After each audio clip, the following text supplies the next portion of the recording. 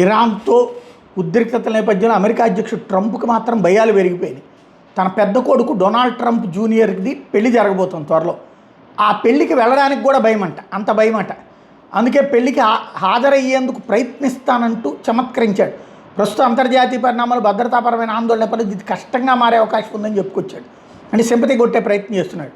Donald Trump జూనియర్కి 48 ఏళ్ళు. ఈ వీకెండ్లో తన ప్రియురాలు బెట్టిన ఆండర్సన్ని పెళ్లి చేసుకోబోతున్నాడు. వేడుక బహమాస్లో జరగబోతుంది.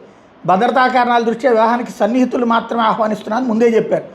ట్రంప్ జూనియర్ 2005లో వెనేసాని పెళ్లి చేసుకున్నాడు. ఆ తర్వాత వాళ్ళిద్దరి మధ్య విభేదాలు రావడం తర్వాత 13 ఏళ్ల తర్వాత విడాకులు తీసుకున్నారు.